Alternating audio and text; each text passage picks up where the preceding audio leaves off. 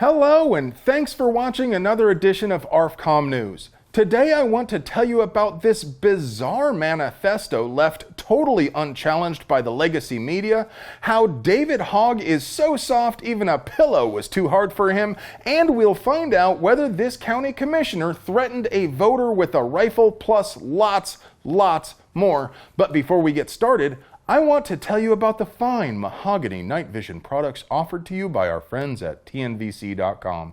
Artfully handcrafted by earnest, hard-working Amish operators, TNVC night vision is unique and uncompromising, just like you. If you like seeing stuff more than not seeing stuff, take a look at our sponsor, TNVC.com, your source for quality night vision gear to make you the bump in the night. You may have heard about this incident already, but my coverage isn't really going to be about the event itself so much as the media coverage of the event. The Cliff's Notes for what actually happened is two wacko Texas brothers offed their family and themselves and left behind a rambling, unhinged 12-page manifesto. But it's the coverage of that diatribe which is going to be my focus. The brothers admit they did the evil deed for attention, and the failing legacy media gleefully indulged them. At this point, I'm getting really tired of this pattern, and it isn't what I'm going to focus on right now, but I simply can't let it go. These obsolete fish wrappers and television programs are intentionally glorifying horrendous people. But the part I want to really drill into is this bit in their stupid little diary where they claim gun control is a joke and all they had to do to get one was lie on the 4473. The problem is that's not really true, or at least it's the most insidious kind of blend of truth and lie that makes it particularly powerful propaganda. And that's the reason the New York Post and other legacy media were happy to publish the claim unchallenged. As you probably know, the 4473 doesn't ask if you are nuts. It asks if you have been found by a court to be dangerously nuts. So the evil little twerp didn't lie, at least not about being nuts. You could argue the reason the New York Post didn't bother to fact check is because modern journalists are stupid, lazy, and incompetent. Or you could argue the reason they didn't fact check is the statement pegs their confirmation bias and they want to push the narrative about how we need stricter gun control. But nothing. I don't disagree with either point, really. They can be stupid and incompetent while also being authoritarian propagandists. Right now, the push is to pass red flag laws in order to seize personal property without due process of law on the mere accusation that someone has expressed dangerous thoughts. But so they can move the ball down the field, the prohibitionists are going to want to start talking about the next item on the agenda in order to shift the Overton window. The time isn't ripe yet, but if the brown shirts get their way, they will work toward the goal of requiring mental health permission slips before any firearm purchase. Now, pay close attention to the implied message here. They're saying the 4473 didn't stop this nutter from getting a gun, so ... That's right, they want to require people to visit a shrink to be evaluated, and they'll want your mental health records to be reviewed before you can obtain permission to get a gun. If you're thinking, maybe that's not such a bad idea, I can understand where you're coming from. No one wants crazy people to have guns, but who's going to be doing this review? If you have to go out and get your own shrink, then it's just a rubber stamp like a medical reefer prescription. If they're designated state-sponsored head docs, there's every reason to expect they will deny people for the most frivolous reasons, and only the privileged elites will ever be found sane enough to own a gun. And that's ignoring the fundamental human rights problem of seeking prior permission from the state to exercise our natural rights. The bottom line is articles like this are either intentionally or unintentionally steering the course of discussion by confusing people about existing laws. It's important for us to shift that Overton window back the other direction. What are some strategies you can think of to do that? A while back, I suggested police departments ought to make seats available for private citizens in their firearms classes, and I believe us regular folks ought to be allowed to use their ranges anytime they aren't scheduled for training. After all, we pay for these facilities. Doesn't that mean they're really our ranges? Why shouldn't we get to use them? Well, the Eldridge, Iowa Police Department has announced they intend to make their brand new Milo Force Range Simulator available to the public free of charge, in the hopes of improving understanding in the general public of how cops do their jobs. The Milo system is similar to the FATS and other scenario-based trainers, which allow a user to interact with a rapidly changing situation where a trainer can steer events in real time based on the trainee's actions. These simulators are often compatible with inert versions of the officer's duty weapon and taser, and the idea is to teach first responders how to interact with difficult and dangerous situations by de-escalating and empathizing. If force becomes necessary, the system provides a mountain of actionable data on reaction time, hits, and so on. When the scenario plays back, it can show the position of the muzzle throughout the encounter. I had the opportunity to train on a similar system long ago when dirt was new, at the dawn of the GWAT, and I can only imagine how much more immersive and useful these newer systems are. If you have the opportunity to use one of these, I strongly recommend it. The value of the training is really difficult to overstate, and if you've never participated in scenario-based training like this, all I can say is it is profoundly eye-opening. If you live near Eldridge and you're interested in giving this a shot, you can call 563-285-9822 during normal business hours for more information. Leho Zahar. Remember David Hogg? He's that scrawny little undernourished twerp who worked as the front man for Everytown a few years ago. When he didn't get his way, he took his ball and went home and started a pillow company because reasons?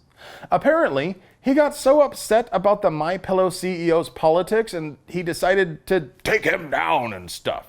So in February, he teamed up with another kid named William Legate and launched Good Pillow so they could have mad beef with MyPillow. But apparently, Hogg is so soft that even a pillow is too hard for him, so he quit Good Pillow a few days ago. Or perhaps I'm being too hard on him. Maybe the real reason he quit had nothing to do with the rigors of the job. Maybe Mikey Bloomberg decided to buy another season of The Hogg Show. Or maybe the startup donations began to trail off and he figured it was time to bail with what he had. Or maybe he quit because the dumbass tweeted the name they planned to use before filing to register as a trademark and someone else snatched it up. Yeah, that happened. Regardless of his problems, no one can really blame him for being a loser. After all, who could have predicted that starting a business where your sole strategy is to take on a single, wildly successful competitor would ever face any sort of challenges?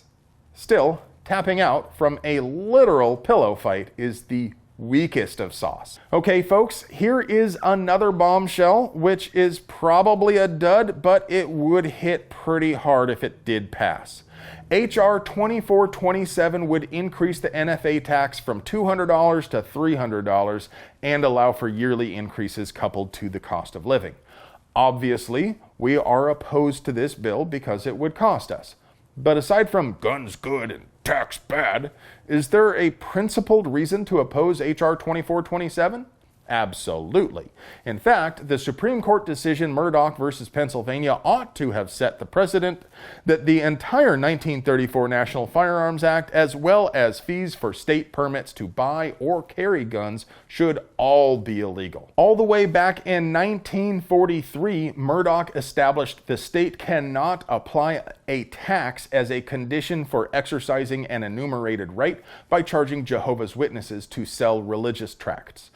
Not that Supreme Court precedent has ever stood in the way of control freak laws at any other time, but if this bill were to pass, it could be an opportunity to get the whole of the NFA reviewed. But I'm putting the cart before the horse. Rather than worrying about what we'll do if it does pass, let's do our best to keep it from passing. When our powers combine, we can get some impressive stuff done. You guys know the drill. Please pause this video and call the U.S. Capitol switchboard at 202-224-3121 and ask to speak to your representative. Or Really, any of them. Honestly, it's not like they make you prove what district you're from. When you call, tell them to oppose H.R. 2427 and stop it in committee.